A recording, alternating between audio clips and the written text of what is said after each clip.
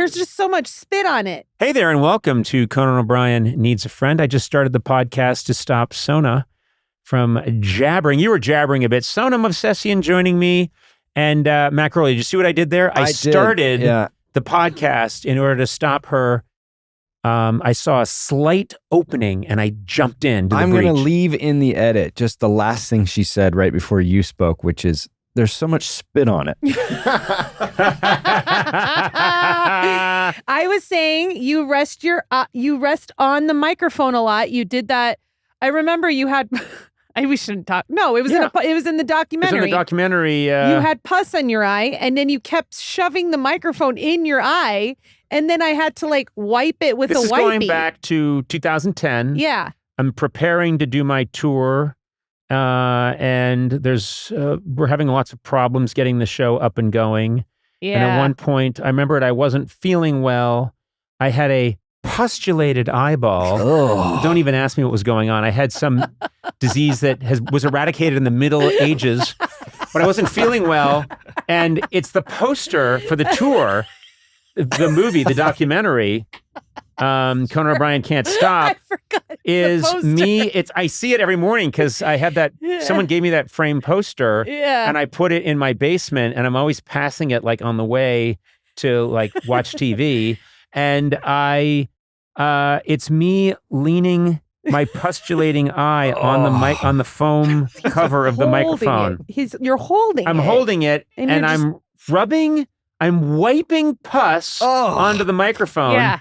And then the director, Rob Flender, got a great shot of you. He inserted it later of you with a little handy wipe. Yeah. Wiping You had to clean up his pus? I had to clean up his eye pus from his microphone. Yeah.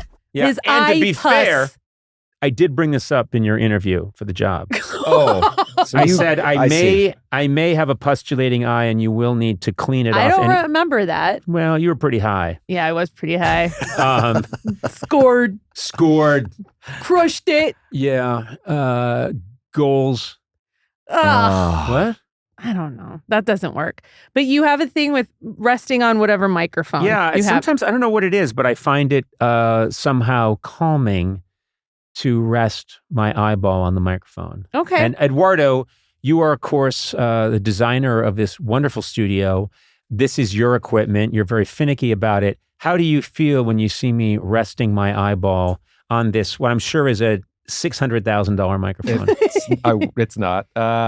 I'm okay with it because we have a bunch of spares, so if you've done it too long, I'll swap it out. Do you boil them afterwards? They can get cleaned, actually, this foam part. I hope here. so. So once because a year. I secrete many secretions, and they could get on the mic. It just could happen. So also, when you're not the only one who uses that microphone. I know. Ted Danson. People to spit Ted on Danson it and talk regularly does a podcast in here, and I've noticed lately he has all these horrible sores around his mouth. I think he has what I have now. And he probably thought, there's going to be no problem me speaking into this mic. Little does he know that I have some kind of scabies from the era of the Salem witch trial. It's coming out my eye, and it's going into Ted Danson.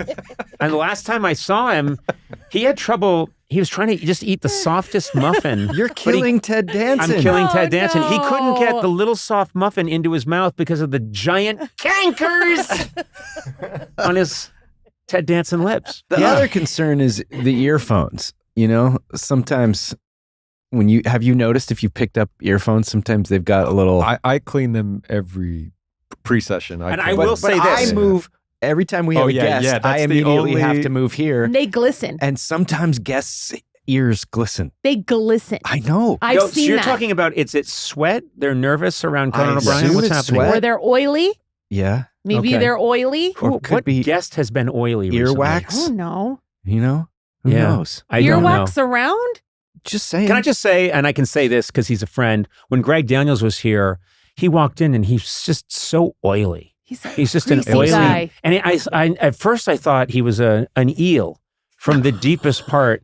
The deepest part of the ocean, an oily eel You thought that lives. An eel was walking into your studio. Yeah, and I said, an eel And then he said, Conan, it's me, your old writing partner, Greg Daniels. And I said, I'm sorry. And I remember I recovered very quickly. Yeah. He took off his headphones and they were dripping. You heard, and someone's going to get back to Greg with this. But he's an oily man. Such a greasy, oily guy. Yeah. Slimy. I used to, as his writing partner, I had to blot him every day. I had giant human-sized blotting tissues. Anyway, I wanted to throw him under the bus for no reason. But I thought, I can't go after any other guest, but I can go after Greg Daniels. Yeah. So I made him oily. When he's not oily at all. I know. But not. Yeah. Well, I think we have a terrific show today. I really do. And I know that because we recorded it before I spoke.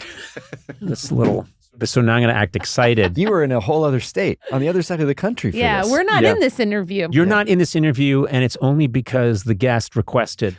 Oh. Yeah. What? Well, she's an avid fan of the podcast, but she said that she goes to great expense to have you two removed from it. Oh, man. Yeah, okay. Audibly removed. Huh. No, I was in New York doing some work there and did a podcast or two. And of course, when I'm there, there's no way to get you guys out to New York. You have, both of you, airplanes. You both have, families. Yeah. Yeah, but my boys are 4. Like, I can use a night or two I know. away. The problem is you'd probably insist on flying first, and I'm not paying for that. Well, yeah, you are. Coach is fantastic, I've heard. I have your I've heard your Coach is great. Yeah, I'll fly Coach. And then someone showed me a sketch recently of Coach. They drew it for me. Oh. Your only connection with Coach is someone showed you a drawing of it. Yeah. Yeah, it was a illustration of what it looked like. What are you talking about? I was practically born in Coach. My whole life was Coach. Only recently have I moved up. Now I sit with the pilots. Yeah. Oh my God. Imagine being on a plane where the pilots are sitting next to Conan. I would be so afraid for my life. I'm doing bits, and then the bits get physical, and then I hit a button. And then suddenly we're in a power dive, and I'm just making a bit out of the power dive. They have to, what do they do when people are unruly? They tape them to the chair? Yeah. They would do that to you. They would do that to me. Yeah, for sure. Should we do that with you here? Yes, you can. Yeah. Oh, we should tape him for a full episode to the chair. But wait a minute. I'm still allowed to talk? Yes. Oh, you just get the same amount of jibber jabber that you always get. Well, we'll tape your You're mouth shut. not removing the problem. If you tape the mouth shut, then you've got something. Okay, can we tape his mouth shut? We'll isolate everything about Conan, but his mouth. What does my body ever do? My body is... Your body flails a lot. You are a flailer. You are. You're very animated. And you grab and you twist and you noogie and you hit and you wedgie and you... I don't hit. For HR purposes, I don't hit. I caress with purpose. For HR purposes, you hit. Yeah, you do. And then would you be able to have a whole conversation where you don't whip off your glasses it's so dramatically? Funny. Can I make that sound? Yeah. When I take my glasses off? Yeah. Oh my God, people love that bit. Yeah, but you wouldn't be able to do it. I'd do it in my mind, and then I'd make it happen. I am, there's so much happening in my mind right now. It's fantastic. It would be great to do a segment where you're here, but your mouth is taped shut. And he's taped to the chair, but we just get to talk, But we just talk? And we can say whatever we want, and he has to hear it. But then... it would just sound like just the two of us talking when people listen to it. But we could do things to infuriate him, and the listener would know that he was there and can't speak up. He can't defend himself. Okay, I'm down. It'd be fun. The worst thing you could do is compliment me. I know. I know. Say something nice about me, and I'm not able to deflect. But you couldn't do that, could you, Gourley? No, I couldn't. All right, and I wouldn't. What's that? I couldn't, and I wouldn't. You wouldn't. It would be irresponsible. It would be wrong. What are you doing over there? Yeah, what are you doing? Guns? What are you pretending? Finger guns. Why are you doing finger guns? I don't know. We were wrapping up and I was like, and then I had a mouthful of water. Why did you have to draw attention to it? I just want people to know what I'm dealing with. You couldn't sit with the pilots either. No, you can't sit with the pilots. I'm broken. You can't be on the plane.